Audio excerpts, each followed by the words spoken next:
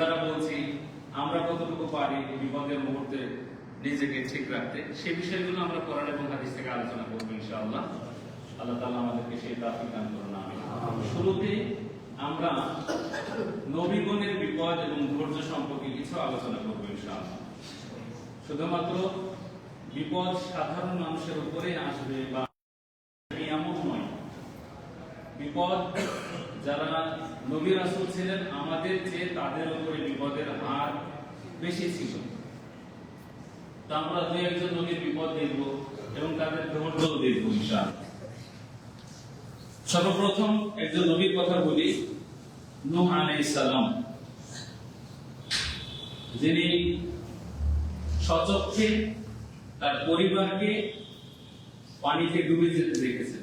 আমরা জানি শুধুমাত্র এই বিষয়টা যে ফেরাউনকে পানিতে ডুবিয়ে মারা হয়েছে, কিন্তু একটা পুরো জাতিকে, যারা ঈমান এনেছিল তারা ব্যতীত একটা পুরো জাতিকে আল্লাহ তাআলা পানিতে ডুবিয়ে মেরেছেন, একেবারে ধ্বংস করে দিয়েছেন একটা জাতি। সেই জাতিটি কোন জাতি ছিল? নূহ আলাইহিস সালাম, কওমে নূহ। নূহ আলাইহিস সালাম তার জাতিকে দাওয়াত দিয়ে যখন কেউ দাওয়াত গ্রহণ করেনি, কিছু মানুষ ছাড়া, এত পরিমাণে দাওয়াত দিয়েছেন যে কিছু মানুষ দাওয়াত গ্রহণ করেছে আর অধিকাংশ মানুষ, বলা চলে প্রায় মানুষই দাওয়াত গ্রহণ করে। কিছু মানুষ যে দাওয়াত গ্রহণ করেছে তার উদাহরণটা আমরা দেখব। সর্বশেষ যখন তার কওমের লোকজন প্রত্যাখ্যান করল, আল্লাহ তাআলাকে এক রব হিসাবে তারা স্বীকার করতে অবাধ্য হলো, তখন আল্লাহ তাআলার নির্দেশ আসলো নূহ আলাইহিস সালামের প্রতি যে তুমি একটা নৌকা তৈরি করো। সূরা হুদ আয়াত নাম্বার 35 থেকে অনুবাদ পড়া শুরু করুন। সূরা হুদ।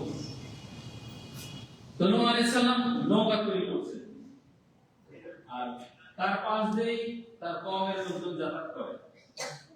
তখন লোকজন জিজ্ঞেস করে যে নূহ, তুমি এটা কি করছো? তখন নূহ আলাইহিস সালাম বলছেন যে আল্লাহ তাআলার আদেশ হয়েছে এভাবে নৌকা তৈরি করতে হবে, ঈমানদার যারা তারা এই নৌকার উপরে আরোহণ করবে, আর বাকি মানুষকে আল্লাহ তাআলা পানিতে ডুবিয়ে মারবে। তো তার কওমের লোকজন এটা নিয়ে অনেক হাসি মশকরা করেছিল যে তুমি বলো কি,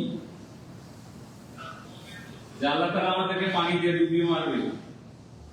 কি বিশাল বিশাল উঁচু উঁচু পাহাড়, তার উপরে আমরা বসবাস করি, আর আল্লাহ তাআলা আমাদেরকে পানি দিয়ে ডুবিয়ে মারবে? এটা কোনোদিন হতে পারে? এটা কিভাবে সম্ভব? তো নূহ আলাইহিস সালাম তার প্রতি উত্তর করেছিলেন। এরপরে আল্লাহ তাআলার আদেশ হলো যে ঈমানদার এবং প্রত্যেক পশুকুলের জোড়া জোড়া তুমি নৌকাতে উঠিয়ে নাও। আল্লাহর আদেশে নূহ আলাইহিস সালাম এবং তার সাথে যারা ঈমান এনেছিল তারা সবাই নৌকাতে উঠলো। নূহ আলাইহিস সালাম একটা কথা বলেন, ওয়াকালা কাবু ফিহা বিসমিল্লাহি মাজরিহা ওয়া মুরসাহা ইন্না রাব্বি লাগফুরুর রহিম। নূহ আলাইহিস সালাম লোকজনকে বললেন যে তোমরা এই নৌকাতে উঠো, বিসমিল্লাহি মাজরিহা ওয়া মুরসাহা, এই নৌকাটির গতি এবং স্থিতি আল্লাহর নামে। নূহ আলাইহিস সালামের প্রথম কথা যে নৌকাতে তোমরা উঠো, বিসমিল্লাহি মাজরিহা ওয়া মুরসাহা, নৌকার গতি আর মুরসাহা স্থিতি আল্লাহর নামে। ইন্না রাব্বি লাগফুরুর রহিম, নিশ্চয় আমার প্রতিপালক ক্ষমাশীল এবং দয়াবান। তারা নৌকাতে উঠলো। এইখানে গতি এবং স্থিতি নিয়ে আমার একটি কথা, সেটি হলো যে গতি এবং স্থিতি, একজন চালক যখন গাড়ি চালায় তখন রাস্তার প্রশস্ততা দেখে এবং সামনের দিকে ফাঁকা দেখে সে গতি বাড়াতে থাকে। যদি ফাঁকা থাকে তাহলে তার গতি বাড়তে থাকে, যদি রাস্তার মধ্যে গাড়ি ঘোড়া অনেক বেশি থাকে তাহলে তার গতি কম থাকে। তো যখন রাস্তার চওড়া অনেক বেশি থাকে, রাস্তা ফাঁকা থাকে, তখন একজন চালক সে তার গাড়িটাকে একটু গতিবেগে নিয়ে যাওয়ার চেষ্টা করে। তখনও সে এই জিনিসটা মাথায় রাখে, যখন গাড়ির স্পিড 100 তার উপরে হয় তখন এটা মাথায় রাখে সে যে এই গাড়িটা যদি এখন কোন কিছুর সাথে বাড়ি খাই বা ধাক্কা খাই তাহলে এই গাড়িটা উল্টে যাবে। এমনটাই ধারণা থাকে। সেটা হতে পারে বাস, ট্রাক, মোটরসাইকেল, আমরা যেটাই আমরা রাইড করি না কেন, চালাই না কেন, আমাদের এরকম একটা বুঝ থাকে যে আমি এখন এইভাবে যাচ্ছি, যদি স্পিড বেশি থাকে কোনো কিছুর সাথে ধাক্কা লাগলে আমি পড়ে যাব। তো সেইখানে বলা হলো যে গতি এবং স্থিতি আল্লাহর নামে। তার মানে বুঝতে হবে যে এই নৌকাতে যত বড়ই ধাক্কা লাগুক না কেন, আর পানির স্রোত গতি যত বেশি হোক না কেন, এর স্থিতি এবং গতি কার নামে? আল্লাহর নামে। পরের আয়াতে আল্লাহ তাআলা বলেছেন ওয়াহিয়া তাজরি বিহিম ফি মাউজিন কাল জিবাল। ওয়াহিয়া তাজরি বিহিম, নৌকাটি বয়ে চলা শুরু হলো, তাদেরকে নিয়ে বয়ে চলা শুরু করলো।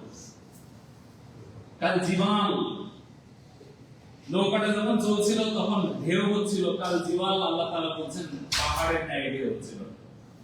পাহাড় বলতে আমরা কি বুঝি? এটা একতলা বাড়িকে বুঝি, অথবা একটা উঁচু রাস্তাকে বুঝি? পাহাড় মানে কি? যেটা দেখতে অনেক উঁচু হয়, যার উচ্চতা অনেক উপরে থাকে।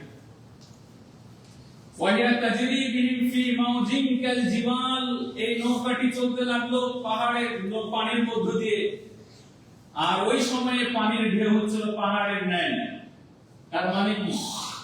পাহাড়ের ন্যায় যদি পানির ঢেউ হয় কখনো, তাহলে তার গতি এবং তার স্থিতি পানির কেমন হবে? আমি নৌকাটা বাদ দিলাম, পানির তখন অবস্থা কেমন হবে? আমরা যারা কুয়াকাটা অথবা কক্সবাজারে গেছি, ওই সমুদ্রতে যখন আমরা গোসলের জন্য নেমেছি, ঢেউয়ের বাড়ি যখন আমাদের শরীরে এসে লেগেছে, তখন কি আমি ওখানে স্থির ছিলাম না আমাকে পানি ধাক্কা দিয়ে একবার কিনারে গিয়েছে? যারা গোসল করেছেন তারা বলতে পারবেন যে পানি ধাক্কা লাগলে ওখানে স্থির থাকা যায় না, ধাক্কার সাথে সাথে আমাকে উপরে তুলে নিয়ে আসে। তো এমন পাহাড়ের নাই যখন পানির যখন ঢেউ হচ্ছিল তখন নৌকা চলতেছিল। এখানে একটি কথা নূহ আলাইহিস সালাম প্রথমেই বলছেন যে গতি স্থিতি কার নামে? আল্লাহর নামে। সামান্য যদি কখনো ঘূর্ণিঝড় একটা আশঙ্কা দেখা দেয়, আবহাওয়া অফিস থেকে বলে দেয় যে অমুক জায়গাতে সমুদ্র বন্দরগুলোতে এত এত সতর্ক বার্তা দেওয়া হলো, এভাবে তাদেরকে চলার জন্য নির্দেশনা দেওয়া হয়েছে। 1 নাম্বার সতর্ক দেওয়া হয়েছে, 2 নাম্বার দেওয়া হয়েছে, 3 নাম্বার দেওয়া হয়েছে। কেন? যখন এর নাম্বারটা যখন বৃদ্ধি পায়, 2, 3 যখন চলে যায়, তখন ওর মধ্যে আর যাওয়া যায় না। কেন? ওই সময়ে লঞ্চ বা নৌকা নিয়ে যেখানে যেই যাক না কেন ডুবে যাওয়ার সম্ভাবনা বেশি থাকে, এজন্য যেতে নিষেধ করা হয়। আর ওই পাহাড়ের ন্যায় ঢেউয়ের মধ্যে নৌকা চলছে। পরের কথা, এতক্ষণ আমরা আয়াতের অনুবাদ করছিলাম। ওয়ানাদা নূহু ইবনাহু, নূহ আলাইহিস সালাম তার বেটাকে ডাকা শুরু করলেন, আব্বু আব্বু। ওয়া কানা ফি মাযিল, তখন তার সন্তান ছিল দূরে। তখন তার সন্তান, নূহ আলাইহিস সালামের সন্তান কোথায় ছিল? দূরে ছিল। ফি মাযিল, এই দূরে অবস্থান করছিল। তো নূহ আলাইহিস সালাম ডাকছেন, ওয়ানাদা নূহু ইবনাহু, আব্বু চলে আসো, চলে আসো। তো ইরকাম মা'না, আমাদের সাথে চলে আসো। ওয়ালা তাকুম মিনাল কাফিরিন, ওদের সঙ্গে থাকো না, কাফেরদের সঙ্গে থাকো না, চলে আসো আমাদের সঙ্গে। তখন নূহ আলাইহিস সালাম ছেড়ে বলছে, ক্বালা সাআওই ইলা জাবালি ইয়াসিমুনি মিনাল মা, আমি তোমার সঙ্গে যাব না আব্বু, আমি তোমার সঙ্গে যাব না। আমি এখানে খুব দ্রুত কোন একটা পাহাড়ে আশ্রয় নিব, ইলা ইয়াসিমুনি মিনাল মা, যেখানে পানি আমাকে ধরতে পারবে না, ছুঁতে পারবে না। এই বিশাল বিশাল ঢেউ আমাকে ধরতে পারবে না, আমার ক্ষতি করতে পারবে না। আমি একটা পাহাড়ে উঠে যাব, এই পাহাড় আমাকে রক্ষা করবে। নূহ আলাইহিস সালাম বলেন, ক্বালা লা আসমাল ইয়াউম মিন আমরিল্লাহি ইল্লা মান রাহিম, আজকের দিনে কেউ রক্ষাকারী নাই, কেউ রক্ষাকারী নেই আল্লাহ ছাড়া। আল্লাহ যার প্রতি দয়া করবেন সে ব্যতীত কেউ রক্ষা পাবে না। ওয়া হালা বাইনাহুমাল মাউজু ফাকানা মিনাল মুগরাকিন, বাপ বেটার ডাকাডাকি হতে হতেই একটা পাহাড় তাদের টাড়াল করে দিল। ওয়া হালা বাইনাহুমাল মাউজ ফাকানা মিনাল মুগরাকিন, আব্বু চলে আসো, আর বেটা বলছে আব্বু আমি যাব না, আব্বু চলে আসো, আমি যাব না। এই কথা হতে হতে একটা বিশাল ঢেউ আসলো। নূহ আলাইহিস সালামের ঢেউয়ের এপারে থেকে গেলেন, আর পুরো কওমকে এবং তার সন্তানকে আল্লাহ তাআলা ডুবিয়ে মারলেন। এরপরে আয়াতে আল্লাহ তাআলা বলছেন, আসমানকে পানি থামিয়ে দাও, জমিনকে বললেন পানি থামিয়ে দাও, পানি শোষণ করে নাও। এরপরে জুদি পাহাড়ে নৌকা স্থির হলো। নূহ আলাইহিস সালাম আল্লাহ তাআলার কাছে দোয়া করছেন, আল্লাহ, আমার সন্তান আমার পরিবারের একজন সদস্য, আমার সন্তান আমার পরিবারের একজন সদস্য, আর আপনি একজন উত্তম বিচারক, উত্তম ফয়সালাকারী। তখন আল্লাহ তাআলা নাকচ করে দিলেন নূহ আলাইহিস সালামের এই কথাকে। তিনি বললেন যে তোমার সন্তান তোমার পরিবারের সদস্য না, তুমি তার ব্যাপারে সুপারিশ করতে পারো না। নূহ আলাইহিস সালামকে না করে দিলেন। নূহ আলাইহিস সালাম যখন সুপারিশ করার পরে আল্লাহ তাআলা যখন না করে দিলেন, তখন নূহ আলাইহিস সালাম আল্লাহ তাআলার কাছে পাল্টা আবার ক্ষমা প্রার্থনা করলেন, যে আমার ভুল হয়েছে, আপনি আমাকে ক্ষমা করে দিন। আমি আর আপনি আমাদের উদাহরণ, আমার আপনার চোখের সামনে আমাদের সন্তানরা যদি ডুবে যায় পানিতে, তখন আমাদের করণীয় কি হবে? আমার অবস্থা বাপ হিসাবে আমার কি হবে? আপনার অবস্থা আপনি বাপ হিসাবে আপনার কেমন হবে? যাবার আপনার চোখের সামনে আপনার সন্তানরা ডুবে যাচ্ছে। এই যে গত কয়েক মাস আগেই যে বাসটি পানিতে ডুবে গেল না, বাসটি পানিতে ডুবে গেল, যে এটা মনে আছে তো? যারা বাস থেকে নিচে ছিল তারা কি তার সদস্যদেরকে বাঁচাতে পারছে? একটা লোক তার মেয়েকে রেখেও নামছিল, সম্ভবত রক্ষা করতে পারেনি। চোখের সামনে ডুবে গেছে, বাসটা ফেরিতে উঠলো, পানিতে ডুবে গেল। তখন তাদের কেমন হয়েছিল? তাদের কান্নাকাটি আমরা নিশ্চয় দেখেছি মিডিয়াতে। কোন মানুষের সন্তান যদি এমন পানিতে ডুবে যায়, তখন ওই বাবা ওই মায়ের অবস্থা কেমন হবে? একজন নবী তার সন্তান আল্লাহকে বিশ্বাস করেনি, তাই আল্লাহ তাআলা তার সন্তানকে ডুবিয়ে মারছেন, আর তিনি সুপারিশ করছিলেন আল্লাহর কাছে, আল্লাহ তাআলা নাকচ করে দিয়েছেন। এইখানে নূহ আলাইহিস সালামকে আমি আপনি কেমন দেখলাম? যখন আল্লাহ তাআলা নাকচ করে দিলেন, তখন আল্লাহ তাআলা কি করতেন? নূহ আলাইহিস সালাম আবার পাল্টা ক্ষমা চাইলেন। তো সন্তান ডুবে গেল, আল্লাহ তাআলার কাছে সুপারিশ করলেন, আবার ক্ষমা চাইলেন। তিনি কেন সন্তানের জন্য সুপারিশ করছেন? আচ্ছা, আল্লাহ তাআলা ডুবিয়ে মারলেন, ভালো, আমি হয়তো সুপারিশ করলে আল্লাহ তাআলা আমার সুপারিশ কবুলও করতে পারেন, হয়তো আমার সন্তানকে মুক্তি দিবেন, জান্নাতে মানে জান্নাত দান করবেন, কিন্তু আল্লাহ তাআলা সেটা গ্রহণ করেননি। এইখানে নূহ আলাইহিস সালামের সুপারিশ ধৈর্যটা কেমন ছিল? এটা কি বুঝতে পারছি আমরা? যে ঠিক এই জায়গায় যদি আমার সন্তান হতো যে পানিতে ডুবে যাচ্ছে আর আমরা দেখতে পাচ্ছি, তখন আমার অবস্থা কেমন হতো, আপনার অবস্থা কেমন হতো? নূহ আলাইহিস সালামের ধৈর্য। তিনি একজন নবী, তিনি তার সন্তানকে জান্নাতে নিতে পারেননি। একজন নবী হয়ে তিনি তার সন্তানকে, তিনি তার স্ত্রীকে জান্নাতে নিতে পারেননি। তার স্ত্রীর কথা সূরা তাহরিম, সূরা মুলকের আগের সূরাতে এসেছে। তাহরিম সূরাতে তার স্ত্রীর কথা, অবাধ্য স্ত্রী ছিল, তার স্ত্রীকেও একজন নবী তার স্ত্রীকে তার সন্তানকে জান্নাতে দিতে পারেননি, তিনি হলেন নূহ আলাইহিস সালাম। এরপরে চলেন আরেকজন নবী ইব্রাহিম আলাইহিস সালাম, যার কথা আমরা সালাতের উদ্ধৃতি, যার বিষয়ে আল্লাহুম্মা সাল্লি আলা মুহাম্মাদ ওয়া আলা আলি মুহাম্মাদ, আল্লাহ মুহাম্মদ এবং মুহাম্মাদের পরিবারের উপরে শান্তি নাযিল করুন। কামা সাল্লাইতা আলা ইব্রাহিম ওয়া আলা আলি ইব্রাহিম, যেমন ভাবে আপনি শান্তি নাযিল করেছিলেন ইব্রাহিম এবং ইব্রাহিমের পরিবারের উপরে। কেমন একটা পরিবার ছিল যে সালাতে আমরা যখন দুরূদ পাঠ করি, তখন দুরুদে নবীর জন্য যখন আমরা শান্তি চাই, বারাকা চাই, তখন আমরা দেখাই কোন নবীকে? ইব্রাহিম এবং ইব্রাহিমের পরিবারকে দেখাই, যে ওই ব্যক্তি, ওই নবী এবং ওই নবীর পরিবারের মতো আমাদের নবী মুহাম্মদ সাল্লাল্লাহু আলাইহি সাল্লাম এবং তার পরিবারের উপর শান্তি নাযিল করুন। তিনি কেমন নবী ছিলেন যে তার ব্যাপারে আমরা সালাতে দুরূদ পাঠ করি, তার নাম নিয়ে সালাতে কেমন? চলুন, ইব্রাহিম আলাইহিস সালাম তার বাপকে সর্বপ্রথম ঘর থেকে দেওয়া হচ্ছে, ঘর। ওয়াইদ ক্বালা ইব্রাহিম লিআবি ইয়া আবাতি লিমা তা'বুদু মা লা ইয়াসমাউ ওয়া লা ইউবসিরু ওয়া লা ইউগনি আনকা শাইআ। আব্বা, তুমি এদের ইবাদত কেন করো? ওদের ইবাদত কেন করো? মা লা ইয়াসমাউ, যারা শুনে না, ওয়ালা ইউবসিরু, যারা দেখে না, ওয়ালা ইউগনি আনকা শাইআ, যারা তোমার কোনো উপকারে আসে না, তাদের ইবাদত কেন করো?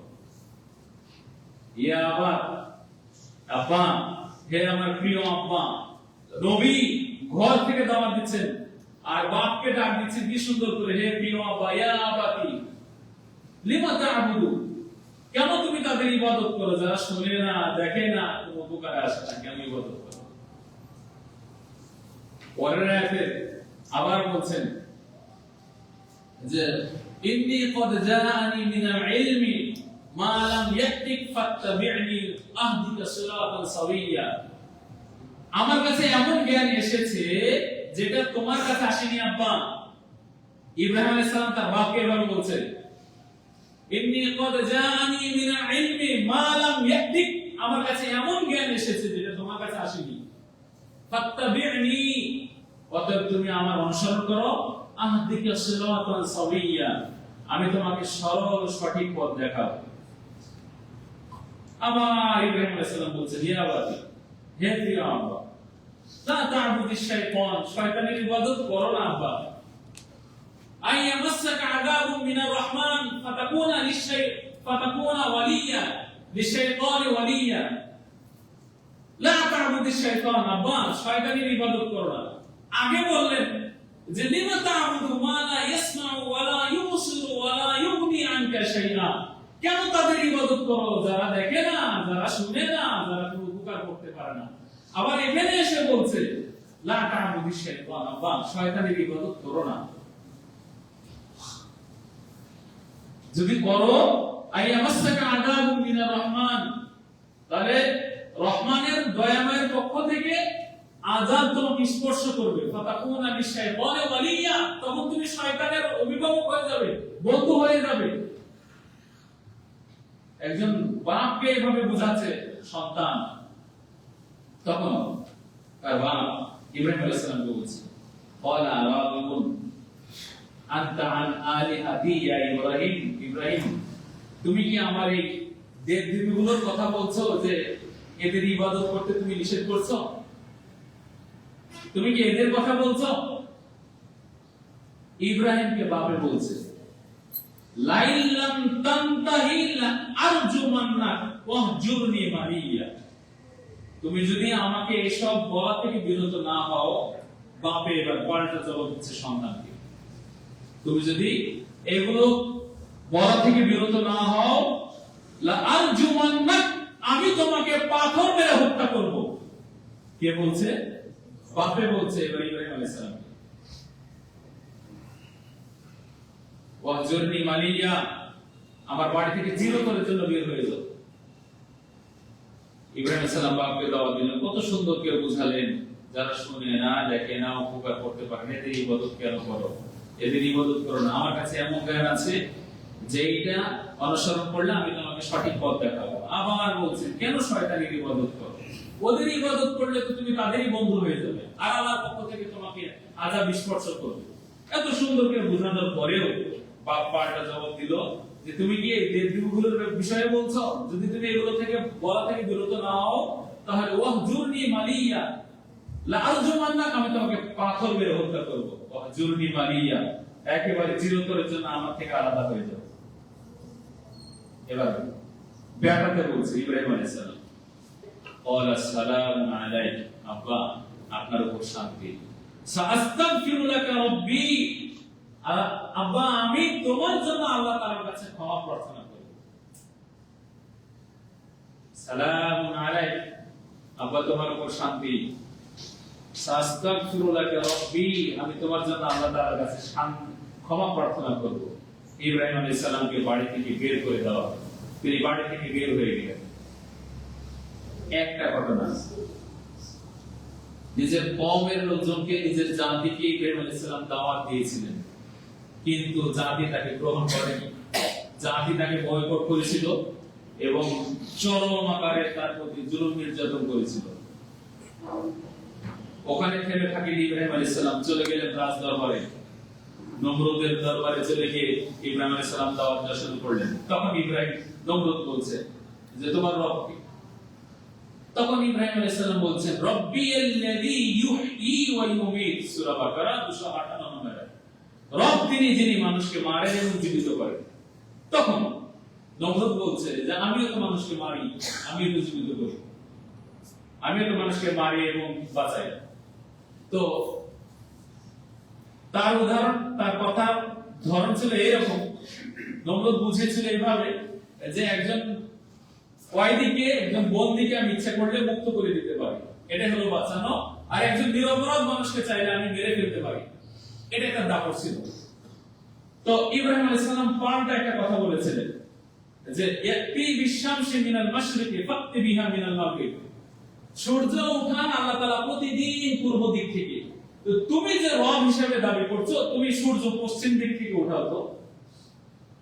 তখন নমরুদ তার প্রশাসনকে বলল ক্বালু, অনেকে আছে এভাবে বলছেন আল্লাহ তাআলা তার কথা, ক্বালু হারিকুহু ওয়ানসুরু আলিহাতাকুম, এই হারিকু, ইব্রাহিমকে আগুনে পুড়িয়ে মারো, ওয়ানসুরু আলিহাতাকুম, এবং তোমরা তোমাদের দেব-দেবীগুলোকে সাহায্য করো, ইন কুনতুম ফাইলিন, যদি তোমরা কিছু করতে চাও। ইব্রাহিমকে আগুনে পোড়াও আর তোমাদের দেব-দেবীগুলোকে সাহায্য করো। তাই তো ইব্রাহিম আলাইহিস সালামকে আগুনে পোড়ানোর জন্য বিশাল গর্ত খনন করা হয়েছিল। এই ঘটনা পৃথিবীর কোন মানুষটা জানে না? সবাই জানে না এটা? সবাই জানে যে ইব্রাহিম আলাইহিস সালামকে আগুনে ফেলা হয়েছিল, এবং সেইটা ফেলা হয়েছিল কত দূরে, জায়গাটা কত বড় ছিল এবং কিভাবে ফেলা হয়েছিল। ছোট্ট একটা উদাহরণ, যারা তীর ধনুক হয়তো বা যারা মুরব্বী আছেন, অনেক আগে এগুলো হয়তো প্রশিক্ষণ নিয়েছেন বা নিজেরা অনেক সময় ব্যবহার করেছেন। তীর ধনুক, একটা ধনুকের সাথে তীর লাগালে ছেড়ে দিলে কত দ্রুত যায়, এমন একটা ব্যবস্থা করা হয়েছিল ইব্রাহিম আলাইহিস সালামকে আগুনে ফেলার জন্য, যেখানে ধরে টান দিয়ে ছেড়ে দেওয়া হয়েছিল ইব্রাহিম আলাইহিস সালামকে। ইব্রাহিম আলাইহিস সালাম অবিচল ছিলেন, অবিচল, ধৈর্য। হাসবুনাল্লাহু নি'মাল ওয়াকিল। আগুনে পুড়িয়ে যখন আগুনে পোড়ানোর জন্য যখন ফেলে দেওয়া হচ্ছে, তখন ইব্রাহিম আলাইহিস সালামের বাবা উপস্থিত, একজন বাপ ওখানে উপস্থিত থেকে সন্তানের আগুনের ফেলার এই দৃশ্য দেখছে, একটু অন্তরে দাগ কাটে না। কেন? একেবারে কঠোরপন্থী দেব-দেবীর ব্যাপারে। ইব্রাহিম আলাইহিস সালামকে যখন আগুনে ফেলে দেওয়া হলো, ইব্রাহিম আলাইহিস সালাম কি বললেন?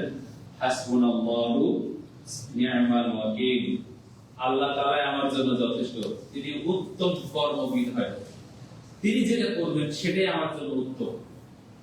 আল্লাহ তাআলা বললেন কুনি বারদাও ওয়া সালামান আলা ইব্রাহিম, হয়ে যাও ইব্রাহিমের জন্য একেবারে শান্তি নিরাপদ।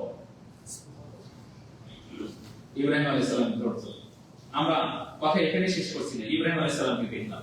চলুন, ইব্রাহিম আলাইহিস সালামের পরিবারের উপরে যে দুরূদের কথা বলা হয়, যে ওনাদের পরিবারকে যেভাবে শান্তি দিয়েছিলেন, এভাবে মুহাম্মদ সাল্লাল্লাহু আলাইহি সাল্লামের উপরে, পরিবারের উপরে শান্তি দান করো। এই যে এখানে পরিবার বলা হয়, ইব্রাহিম আলাইহিস সালাম একদিন তার স্ত্রীকে নিয়ে চলে যাচ্ছেন মিশরে, শাম থেকে মিশরে যাচ্ছেন। তখন ওই এলাকার স্বৈরশাসকের কাছে এই সংবাদ পৌঁছালো যে ইব্রাহিমের সাথে একজন সুন্দরী নারী আছে, তো ডেকে পাঠাও। এই ঘটনা আমরা সবাই জানি, আমরা সংক্ষেপ করছি। ডেকে পাঠানো হলো, তখন ইব্রাহিম আলাইহিস সালাম সর্বপ্রথম কথা বললেন, তোমার সাথে কে এটা? ইব্রাহিম আলাইহিস সালাম বললেন, আমার বোন। ইব্রাহিম আলাইহিস সালাম মা সারার কাছে ফিরে এসে বলছেন, দেখো ওদেরকে আমি বলেছি যে তুমি আমার বোন, তুমি যেন পরিচয় দিও না যে এটা আমার স্বামী, তুমি বলবে আমার ভাই।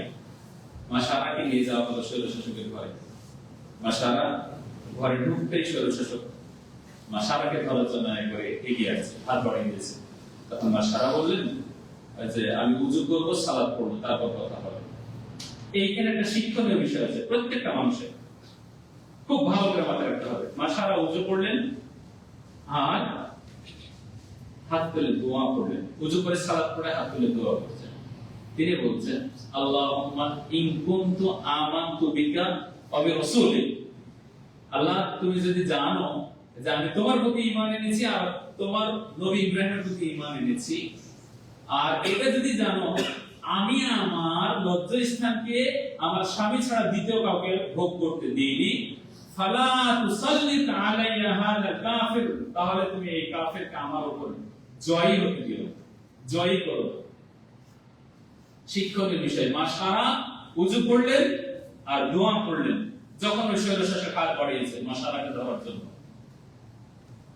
যখন এই কাজ করা, দোয়া করা, তখন তার মানে অজ্ঞান হয়ে গেছে, সে তার পা ছাড়তে শুরু করেছে মাটির সাথে। বুখারী হাদিস। ঘটনা 3 বার। আবার দোয়া করলেন, সুস্থ হলো, সুস্থ হয়ে আবার ধরতে আছে, 3 বার ঘটনা।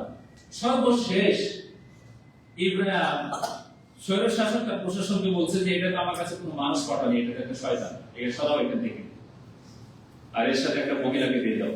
তাই তো মা হাজেরাকে দেওয়া হয়েছিল। শিক্ষণীয় বিষয় হলো, যদি আমরা পরের অংশটুকু বলছি, শিক্ষণীয় বিষয় হলো বিপদ, একটা কঠিন বিপদ চলে আসছে। বলুন তো, ইব্রাহিম আলাইহিস সালামের চোখের সামনে থেকে তার স্ত্রীকে টেনে নিয়ে যাওয়া হলো স্বৈরশাসকের ঘরে। কেন? স্বৈরশাসক তার স্ত্রীকে ভোগ করবে। এখন আমার আপনার সামনে থেকে যদি আমার আপনার স্ত্রীকে কেউ টেনে নিয়ে যায়, আমরা কি করব? খুব একটি গুরুত্বপূর্ণ বিষয়, মাশাআল্লাহ ঘরে ঢুকে ওযু করে সালাত পড়ে দোয়া করেছেন। মাশাআল্লাহ ঘরে ঢুকে ওযু করে কি করছেন? সালাত পড়ে দোয়া করেছেন আল্লাহর কাছে। এমন কোন কঠিন মুহূর্ত যদি কারো জীবনে চলে আসে, কোন কঠিন মুহূর্ত যদি চলে আসে কারো জীবনে, তাহলে সর্বপ্রথম কি হবে? সালাত। কি হবে? সালাত। কঠিন মুহূর্ত, খুব কঠিন মুহূর্ত চলে আসে, সর্বপ্রথম সালাত। এই বিষয়ে আমরা একটা আয়াত দেখাবো আপনাদেরকে। আল্লাহ তাআলা বলছেন, ইয়া আইয়ুহাল্লাযীনা আমানুস্তাঈনু বিস-সাবরি ওয়াস-সালাহ ইন্নাল্লাহা মা'আস-সাবিরিন। যদি আয়াতটা আমরা পরে বলতাম, এখন বলে ফেলছি যে হে বিশ্বাসীগণ, তোমরা আল্লাহ তাআলার কাছে সাহায্য চাও। সাহায্য বলা হয়নি যে কি বিষয়ে সাহায্য চাইবে। সেটা শরীরে অকেজো হয়ে গেছে, অসুস্থ হয়ে পড়ে থেকেছো দীর্ঘদিন, এজন্য সুস্থতা কামনা করছো, শক্তি চাচ্ছ, তুমি হাঁটাচলা করতে পারো এজন্য তুমি শক্তি চাচ্ছ, এই বিষয়ে সাহায্য চাচ্ছ, এমনটা বলা হয়নি। সাহায্য চাও। কি সাহায্যের প্রয়োজন আছে আল্লাহ তাআলার কাছে? কি এমন সাহায্য লাগবে আমার? সেটা কর্মের ক্ষেত্রে হোক, শরীরের সুস্থতার কারণে হোক, যে কোনো বিষয়ে সাহায্যের প্রয়োজন হলে কি করতে হবে? ইস্তাঈনু বিস-সাবরি ওয়াস-সালাহ। সাহায্য চাও তোমরা কিসের মাধ্যমে? সালাত এবং ধৈর্যের মাধ্যমে।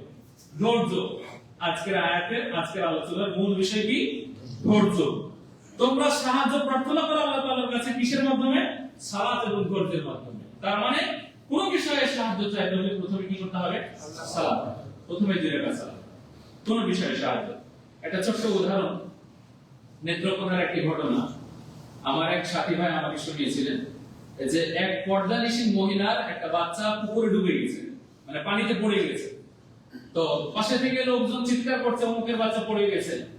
তো তার পর্দার মাত্রা কত বেশি, পর্দার মাত্রাটা কত বেশি যে ওই মহিলা বাড়ি থেকে মানুষের সামনে না গিয়ে ওই মহিলা সরাসরি সালাতে দাঁড়িয়ে গেছে। আমরা বুঝতে পারিনি ওই মহিলা কোথায়? সালাতে। তার সন্তান কোথায়? পানিতে। তার একটা বিশ্বাস, এই যে এই মুহূর্তে সালাতে দাঁড়ালে তিনি রব, তিনি হেফাজত করবেন, তাই তিনি সালাতে দাঁড়িয়ে গেছেন, ঘর থেকে বের হন। এই কথাই আল্লাহ তাআলা বলছেন যে তোমরা সাহায্য চাও কিসের মাধ্যমে? সালাত এবং ধৈর্যের মাধ্যমে। ইন্নাল্লাহা মা'আস-সাবিরিন। নিশ্চয় আল্লাহ তাআলা ধৈর্যশীলদের সাথে থাকেন। এই যে মাশাআল্লাহ বিপদের সময় কোথায় দাঁড়িয়েছিলেন? সালাতে দাঁড়িয়েছিলেন। ইব্রাহিম আলাইহিস সালাম কিন্তু ঘরের বাইরে দাঁড়িয়ে আছেন। ঘরের বাইরে দাঁড়িয়ে থেকে তিনি জানেন না যে ঘটনা কি হচ্ছে। মাশাআল্লাহ বের হয়ে এসে বললেন এই ঘটনা। সাথে যে মহিলাকে দেওয়া হলো তিনি আমাদের মা হাজেরা। তার ধৈর্য, আমি সংক্ষেপ করছি, আল্লাহ তাআলা আদেশ আসলো যে পরিবারকে রেখে আসতে হবে কাবা ঘরে। ইব্রাহিম আলাইহিস সালাম নিয়ে চলে গেলেন শাম থেকে মক্কা, যার দূরত্ব 1200 থেকে 1500 কিলোমিটার। যদি পায়ে হেঁটে যাওয়া হয় তাহলে বছরের উপরে সময় লাগবে, আর যদি এই বাহনে করে যাওয়া হয় তাহলে সময় লাগবে 40 থেকে 60 দিন। তাই বিজ্ঞানগণ এই ব্যাপারে বলেন যে ইব্রাহিম আলাইহিস সালাম 60 দিন যাবত বাহনে করে গেছেন। তার মানে তার কাছে কোনো ঘোড়া বা কোনো একটা কিছু ছিল। পরিবার নিয়ে তিনি কাবা ঘরে চলে গেলেন, পরিবার রেখে তিনি ফিরে আসছেন। ধৈর্য, মা হাজেরা ধৈর্য। পরিবার রেখে যখন চলে আসছেন তখন মা হাজেরা বলছেন, ইব্রাহিম কোথায় যাচ্ছ? ইব্রাহিম কোথায় যাচ্ছ? তখন ইব্রাহিম আলাইহিস সালাম কোনো কথা না করে, উত্তর না করে চলে আসছেন। মা হাজেরা বলছেন, এটি আল্লাহর আদেশ। হ্যাঁ, আল্লাহর আদেশ। কথা শেষ। দীর্ঘ 40 থেকে 60 দিন পথ চললেন, এসে রেখেই চলে যাচ্ছেন। নেই কোনো খাবারের ব্যবস্থা, নেই পানির ব্যবস্থা, ওখানে কোনো মানুষ উপস্থিত নাই, দোকানপাট নেই, বাড়ি ঘর নেই, কোনো কিছুই নেই। এভাবে রেখে চলে যাচ্ছেন ইব্রাহিম আলাইহিস সালাম। মা হাজেরা বলছেন, এটি আল্লাহর আদেশ, আল্লাহর আদেশ। এরপরে মা হাজেরা বলছেন, আচ্ছা ঠিক আছে। ইব্রাহিম আলাইহিস সালাম চলে গেলেন ওই ফাঁকা জায়গাতে, পাহাড়ের উপরে উঠে দোয়া করছেন, রব্বানা ইন্নী আসকানতু মিন যুররিয়াতি বিওয়াদিন গায়রি যি জারইন ইনদা বাইতিকাল মুহাররাম। ইব্রাহিম আলাইহিস সালাম দোয়া করছেন, আর মা হাজেরা থেকে গেলেন। এখন যারা আল্লাহ তাআলার সম্মানিত মেহমান, যারা হজ করতে যান কাবা ঘরে, ওইখানে যে সাফা মারওয়া যে সাই করে না, কেন সাফা মারওয়া সাই করে কেন? মা হাজেরা যেটা বলেছিলেন সেটা হাজীদেরকে এখন করতে হয়, সাফা মারওয়া সাই করতে হয়। তো তিনি কেন ছোটাছুটি করেছিলেন? পানি অথবা মানুষ, কোন একটা সন্ধান পাওয়া যায় কিনা, যে পানি পায় নাকি, কোন মানুষ দেখা যায় নাকি, এই জন্য ছোটাছুটি করেছিলেন। মা হাজেরার ধৈর্য কেমন, যে ইব্রাহিম আলাইহিস সালাম রেখে চলে গেলেন আর তিনি থেকে গেলেন। আমরা হলে তো কত কি করতাম, 10 মিনিট খাবার দিয়ে আসতাম, তাই করতাম না? পরিবারের সাথে কোন একটা মানুষের একটা সম্পর্ক বা কোন একটা মানুষকে দেখে দিয়ে যেতাম যে আমার পরিবার থাকলে একটু দেখে তোমরা খাবার দাবারের ব্যবস্থা করে দিও, তোমার কাছে টাকা থাকলো, এই যে ফল ফ্রুট থাকলো, এই সেই থাকলো, আমি রেখে গেলাম, 7 দিন পরে আবার আসো। কিন্তু ইব্রাহিম আলাইহিস সালাম রেখে চলে যাচ্ছেন, দেখা হবে কয়েকদিন পরে, এই কথা নেই। মা হাজেরা সংকেত। ইসমাঈল আলাইহিস সালামের ধৈর্য, আল্লাহ তাআলার আদেশ, প্রিয় বস্তুকে কুরবানি করতে হবে। প্রিয় বস্তু কুরবানি করতে হবে, প্রিয় বস্তু সন্তান। সন্তানই উত্তর করছে, ইয়া বাতি ফাল মা তুমান সাতাজিদুনি ইনশাআল্লাহু মিনাস সাবিরিন। আব্বা, আল্লাহ তাআলা আপনাকে যেটা আদেশ করেছেন, আল্লাহ তাআলা যেটা আপনাকে আদেশ করেছেন আপনি সেটাই করেন। মানে ইব্রাহিম আলাইহিস সালাম সন্তানকে বলছেন, আব্বু আমি তো স্বপ্নে দেখছি না তোমাকে কুরবানি করছি। এটা সন্তান কি পরিমাণে, এটা সন্তান কি পরিমাণে আদর্শবান হলে বাপকে কথা বলতে পারে, আব্বু আমি স্বপ্নে দেখছি যে আমি তোমাকে কুরবানি করছি। আমরা যদি বলি, আমি আপনি যদি সন্তানকে বলি যে আব্বু আমি স্বপ্নে দেখছি তোমাকে জবাই করছি, চলো যাই আল্লাহর আদেশ পালন করি। আরে বলো কি, আপনি পাগল হয়ে গেছে, কিছু স্বপ্ন দেখছে, তোমাকে ভূত দিয়ে সব জায়গায়। যদিও আমাদের কাছে, আমরা তার নবী না, আমাদের কাছে ওহী আসবে না, তাই না? আমরা তার নবী না, কিন্তু সন্তান কি পরিমাণে আদর্শবান। ইয়া বাপ ইফআল মা তুমার সাতাজিদুনি ইনশাআল্লাহু মিনাস সাবিরিন। আবু আল্লাহ তাআলা যেটা আদেশ করেছেন আপনি সেটাই পালন করেন, ইনশাআল্লাহু মিনাস সাবিরিন। আল্লাহ চাহে তো আপনি আমাকে ধৈর্যশীলদের অন্তর্ভুক্ত করবেন। তাই ইব্রাহিম আলাইহিস সালাম বিনার প্রান্তরে ইসমাঈল আলাইহিস সালামকে কুরবানি করার জন্য শুয়ে দিয়েছিলেন, শুয়ে ছুরি ধরেছিলেন। বানোয়াট কথা কি, ছুরিতে কি লাগানো হয়েছিল, চোখ বেঁধে দেওয়া হয়েছিল, 4টা চোখ একটা জায়গায়।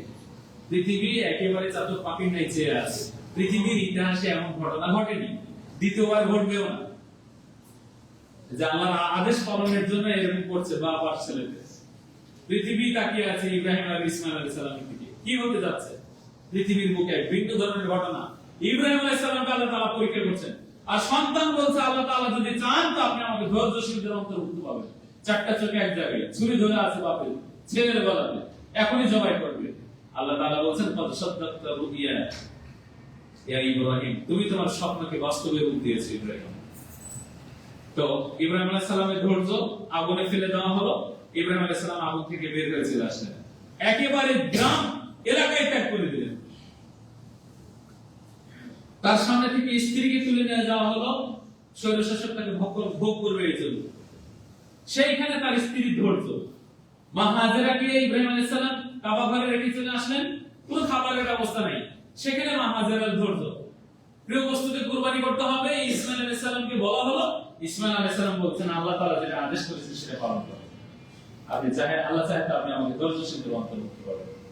একটা পরিবারের কি পরিমাণে ধৈর্য ছিল আল্লাহ তাআলা কিভাবে তাদের পরীক্ষা নিয়েছিলেন আর কিভাবে তারা ধৈর্য ধরেছিলেন, এক ভিন্ন ধরনের ঘটনা তার পরিবারে। তাই তো আমরা সালাতে তাদের কথা বলি যে ইব্রাহিমের পরিবারে যেভাবে ধৈর্য শান্তি নাযিল করেছিলেন, আপনি মুহাম্মদ এবং মুহাম্মদের পরিবারের উপর ওইভাবে শান্তি নাযিল করুন। তাহলে একটা পুরো পরিবার একটা আদর্শবান পরিবার। বাপ হতে হবে ইব্রাহিম, মা হতে হবে হাজের, সন্তান হতে হবে ইসমাইল। আল্লাহ তাআলা আমাদেরকে কবুল করুন, আমিন।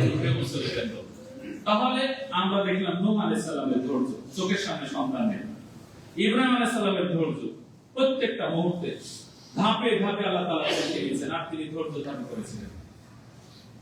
প্রিয় মুসলিমবৃন্দ, এখন নবীদের যে বিপদের সময়ে তারা ধৈর্য ধারণ করেছিলেন, আমরা আমাদের এই সময়ে আমরা কি করব? আমাদের করণীয় কি? আমরা কোরআন এবং হাদিস থেকে সংক্ষেপে কিছু কথা শুনবো ধৈর্যের ব্যাপারে। তা হলো আল্লাহ তাআলা বলছেন, ওয়ালানাবলুওয়ান্নাকুম বিশাইইন মিনাল খাউফি ওয়াল জু'i ওয়া নাকসিন মিনাল আমওয়াল ওয়াল আনফুসি ওয়াস সামারাত। আল্লাহ তাআলা বলছেন, আমি তোমাদের কিছু বিষয়ের মাধ্যমে, কিছু বিষয় দিয়ে পরীক্ষা নিব। পাঁচটা বিষয়ের কথা আল্লাহ তাআলা উল্লেখ করেছেন, কিছু বিষয় দিয়ে আমি পরীক্ষা নিব। তার একটা হলো খৌফ, ভয়। ভয় দিয়ে পরীক্ষা নিব। ভয়টা কেমন?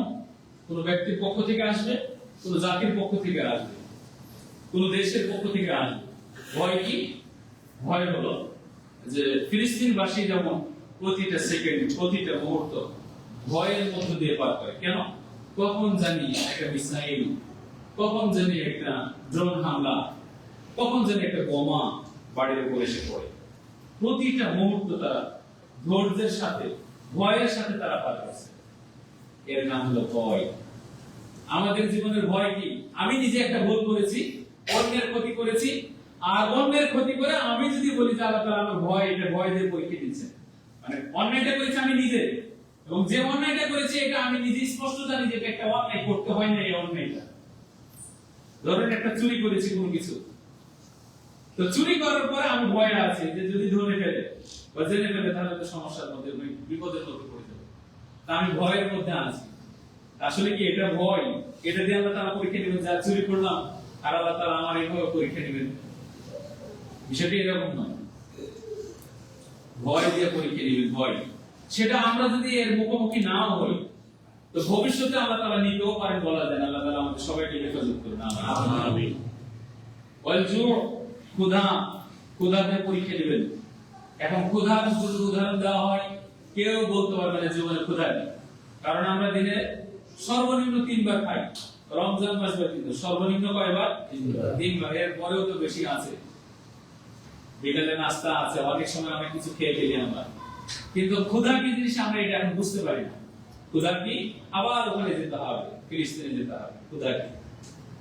এই লরির পাইপ থেকে ফটফট করে পানি পড়ছিল, আর একজন মা তার সন্তানকে নিয়েছিলেন, আর ওই সন্তান ওই ফটফট পানিতে জিহ্বা দিয়ে নিচ্ছিল। কে না দেখেনি এই পৃথিবীতে, মানে পৃথিবীর কোন মানুষ না দেখেনি এই দৃশ্য, যে লরির পাইপ দিয়ে ফটফট করে পানি পড়ছিল, আর ওই পানিকে একটা ছোট্ট বাচ্চা জিহ্বা দিয়ে নিচ্ছিল। কখন, কোন সময়ে, কোন বিপদে একটা মানুষ এরকম পড়লে, সে পানি ফটফট করে পড়লে সেটা জিহ্বাই নেই, কোন সময় নিতে চায়? কোন বিপদের মুখোমুখি হলে একটা ছোট্ট বাচ্চা এভাবে পাইপের পানি জিহ্বাতে নিয়ে সেটা তার গোলাটাকে একটু ভিজানোর চেষ্টা করে? যেটা করেছে ফিলিস্তিনের বাচ্চারা। একটু খাবারের জন্য তারা হাহাকার করছে, একটু পানির জন্য তারা হাহাকার করছে। আল্লাহ বলছেন আমি ক্ষুধা দিয়ে ভয় দিব, পরীক্ষা করব। ক্ষুধা কি? ক্ষুধা দেখতে হবে ফিলিস্তিনের মানুষকে। ক্ষুধা কাকে বলে? ক্ষুধা কাকে দেখতে হবে? ক্ষুধা কি? ক্ষুধার পরীক্ষা দেখতে হবে সুদানের মানুষকে। ক্ষুধা এক ভিন্ন ধরনের জিনিস। আজ আপনি ভালো আছেন, পরিবার নিয়ে, সন্তান সন্ততি নিয়ে ভালো আছেন। হতে পারে এমনও কোন একদিন আল্লাহ তাআলা আপনার যা ছিল সবকিছু কেড়ে নেবেন, পরীক্ষা করবেন, সবই হারিয়ে যাবে, একবেলা খাবার জুটবে না। সেই দিন বুঝতে হবে ক্ষুধা কাকে বলে। ونقص من الأموال والأنفس والثمرات ونقص من الأموال সম্পদের ক্ষয়ক্ষতির মাধ্যমে পরীক্ষা নেবে। সম্পদ, খুব ভালো ধান হয়েছিল, খুব ভালো লিচু আসছিল, খুব ভালো আম আসছিল গাছে, আল্লাহ তাআলা ঝড় দিয়ে শেষ করে দিয়েছে। পাথর দিয়ে শেষ করে দিয়েছেন। এরপর আল্লাহ তাআলা বলছেন ওয়ানাকুসিম মিনাল আনফুসি ওয়াত তামাওয়াত, আনফুস মানুষের জীবনের ক্ষয়ক্ষতির মাধ্যমে আল্লাহ তাআলা পরীক্ষা নেবেন। মানুষের জীবনের ক্ষয়ক্ষতি, তার মানে একটা সুন্দর সন্তান আল্লাহ তাআলা দান করেছিলেন, হুট করে বাড়ি থেকে খেলতে বের হয়েছে, অ্যাক্সিডেন্টে মারা গেছে। এমন হতে পারে এখানে অনেক মুসল্লি আছে বা দুই একজন মুসল্লি থাকতে পারে তার সন্তান এভাবেই মারা গেছে, হতে পারে পানিতে ডুবে মারা গেছে, হতে পারে একটা রোগ ব্যাধিতে মারা গেছে। তো মানুষের জীবনের ক্ষয়ক্ষতির মাধ্যমে, আত্মার ক্ষয়ক্ষতির মাধ্যমে আল্লাহ তাআলা মানুষকে পরীক্ষা করেন। তার মানে এক মা ছিল, মা মারা গেছে, এটা পুরো পরিবার ব্যতীত সকাল। বাবা ছিল, বাবা নেই, উপার্জনের একটাই মাধ্যম বাবা নেই, উপার্জনের একটাই মাধ্যম বড় সন্তান নেই, মারা গেছে। মানুষের জীবনের ক্ষয়ক্ষতির মাধ্যমে আল্লাহ তাআলা পরীক্ষা নেবেন। ওয়াসসামাওয়াত ফলাদির ক্ষয়ক্ষতির মাধ্যমে আল্লাহ তাআলা পরীক্ষা নেবেন।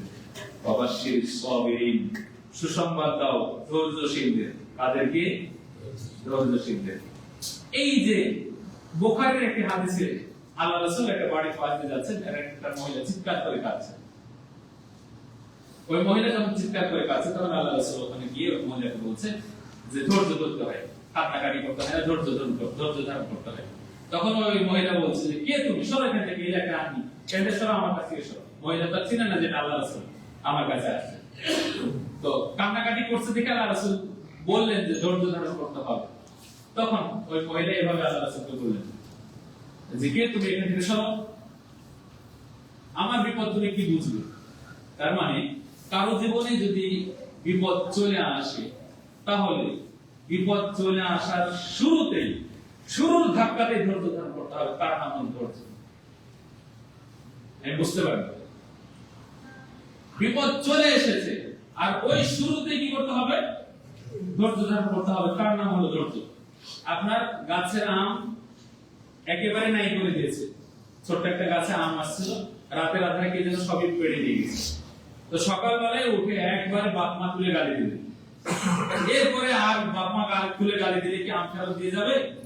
কে আম পাড়ছে দেখে আপনাকে বলে যাবে যে আপনি যে আমার বাবা মাকে তুলে গালি দিলেন, আমি আম পাড়ছিলাম, চাচা নিয়ে আপনার আম নেন, তা কি বলবে? তা বলবে না। তা আপনি একেবারে বাবা মা তুলে গালি দিয়েছেন, এরপরে বলছেন মাথা ঠান্ডা করে একটু পরে বলছেন দেখ ধৈর্য ধরে, যা হয়েছে হয়েছে। এর নাম ধৈর্য নয়, এর নাম ধৈর্য নয়। প্রথম চোটেই ধৈর্য ধরতে হবে, প্রথম চোটেই, তার নাম হলো ধৈর্য। সে কথাই আল্লাহ রাসূল বলছেন আসসাবরু ইনদা সাদমাতিল উলা। প্রথম ধাক্কাতে যেটা ধৈর্য ধারণ করা হয় সেটা হলো কি? ধৈর্য। অনেক গালমন্দ করার পরে, অনেক বকাবকি করার পরে তারপরে মাথা ঠান্ডা করে বলছে যা হয়েছে হয়েছে, তার নাম ধৈর্য নয়। তাহলে ধৈর্য ধারণ করতে হবে প্রথম ধাক্কাতে। সেটা হতে পারে ভয় দিয়ে, ক্ষুধা দিয়ে, জানের ক্ষয়ক্ষতির মাধ্যমে, ফসলের ক্ষয়ক্ষতির মাধ্যমে। এভাবে আল্লাহ তাআলা বলছেন। প্রিয় মুসলিমবৃন্দ, আমরা সংক্ষেপ করছি, অনেকগুলো আয়াত ছিল। আল্লাহ তাআলা বলছেন ইন্নামা ইউওয়াফাস সাবিরুনা। আল্লাহ তাআলা পূর্ণরূপে ধৈর্যশীলদেরকে প্রতিদান দিবেন, বিগয়রি হিসাব। একেবারে হিসাব ছাড়া আল্লাহ তাআলা প্রতিদান দান করবেন। কাদেরকে? ধৈর্যশীলদেরকে। আমরা প্রতিদানে চলে আসলাম। আল্লাহ তাআলা পূর্ণরূপে হিসাব ছাড়া আল্লাহ তাআলা ধৈর্যশীলদেরকে কি দান করবেন? প্রতিদান দান করবেন। আরেকটা আয়াত আল্লাহ তাআলা বলছেন ইল্লাল্লাযীনা সাবারু, যারা ধৈর্য ধারণ করে, ওয়া আমিলুস সালিহাত, আর সৎ কাজ করে, উলাইকা লাহুম মাগফিরাহ, আমি তাদেরকে ক্ষমা করে দিব, ওয়া আজরুন কাবীর, আমি তাদেরকে বিশাল প্রতিদান দান করব।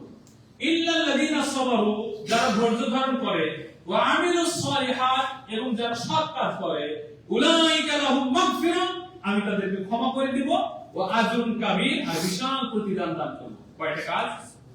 দুইটা কাজ। এক নাম্বার কাজ হলো ধৈর্য ধারণ করতে হবে আর ভালো কাজ করতে হবে। তাহলে কি হবে? পাপগুলোকে ক্ষমা করে দেব, যত পাপ ছিল সব পাপ ক্ষমা করে দেব আল্লাহ বলছেন। আর ওয়া আজরুন কাবীর, বিশাল প্রতিদান দান করব। প্রতিদান কি? বিশাল প্রতিদান বলতে আমরা কি বুঝবো? জান্নাতুল ফিরদাউস আল্লাহ তাআলা দিবেন। তাহলে একটি আমলের বিনিময়ে জান্নাত নিশ্চিত হয়, তাহলে কি? ধৈর্য ধারণ করা। এখন ধৈর্য ধারণ করলে জান্নাত নিশ্চিত হবে। উদাহরণ আমরা পরিবর্তে দেই, স্ত্রী, আমার আপনার স্ত্রী খুব রেগে গেছে কোন একটা কাজের কারণে, আপনার সাথে যা তা ব্যবহার করছে, যা তা ভাষা বলে আপনাকে গালমন্দ করছে। হয় অনেক পরিবারে এরকম আছে, অনেক স্ত্রী এমন আছে যে তার স্বামীকে এইভাবে বকাবকি করে, অপমান করে। তো যখন ওই নারী তার স্বামীকে এভাবে অপমান করছে, তখন এই ব্যক্তিটা মনে করছে যে ও যদি আমাকে অপমান করে, এভাবে বলাবলি করে, তাহলে আমিও তো বলার ক্ষমতা রাখি, আমি তো বলতে পারি। তাই আপনিও বলা শুরু করলেন আপনার স্ত্রীকে। আপনি যখন বলা শুরু করলেন, তখন এইখানে দুইজনের কারোরই ধৈর্য থাকলো না। এটা হলো পরিবারে। এবার সামাজিক ভাবে সুন্নাহ পালন করতে গিয়ে, আপনারা তো এখন আলহামদুলিল্লাহ অত্র মসজিদের মুসল্লি যারা আছেন, আলহামদুলিল্লাহ সুন্নাহ দিন পালন করতে গিয়ে তার কোনো সমস্যা নেই, আলহামদুলিল্লাহ। হতে পারে আপনার এলাকায়, আপনার প্রতিবেশী গ্রাম যেটা আছে, সেখানে সুন্নাহ পালন করতে গিয়ে তাদের বিপদের মুখোমুখি হতে হচ্ছে। ওই ময়মনসিংহের কাঠবাওয়ালাদের খুতবা দিতে গেছিলাম, সেইখানে একটা পাশে একটা মাদ্রাসা ছিল, জুমার দিনে একেবারে মাইক টাইক নিয়ে এসে পুরো মাদ্রাসাটাকে ভেঙে দিয়েছে। একটা মসজিদ করেছে, তারা খুব বিপদের মধ্যে আছে, মসজিদ প্রতিদিন হুমকি আসে। তো সুন্নাহ পালন করতে গিয়ে কোন জাতির পক্ষ থেকে, কোন সমাজের পক্ষ থেকে যখন কোন বিপদ আসবে, তখন বিপদের ওই মুহূর্তে ধৈর্য ধারণ করতে হবে। বিপদের পাল্টা আমরা যদি তার উত্তর করতে যাই, তারা আমাদেরকে যে বিপদ চাপাতে যাচ্ছে, আমাদেরকে বিপদের মধ্যে ফেলতে যাচ্ছে, আমরা যদি তার পাল্টা উত্তর করতে যাই, তাহলে এটা এলোমেলো হয়ে যাবে।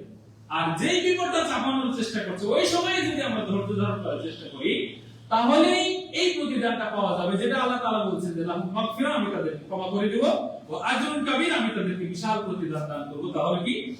জান্নাত। তাহলে কোন জাতির পক্ষ থেকে বিপদ চলে আসলে তখন কি করতে হবে? ধৈর্য ধারণ করতে হবে। প্রথমে ধৈর্য, আগে থামি, আগে বুঝি, তারপরে দেখা যাবে একদিন দুদিন যাক, এক সপ্তাহ যাক, এক মাস যাক, দেখা যাক কি পরিস্থিতি হয়, তারপরে তখন দেখা যাবে। যা তারা বলছে আর আমরা পাল্টা জবাব দেওয়ার চেষ্টা করছি, তখন বিশৃঙ্খলা হবে। ধৈর্য ধারণ করার চেষ্টা করতে হবে।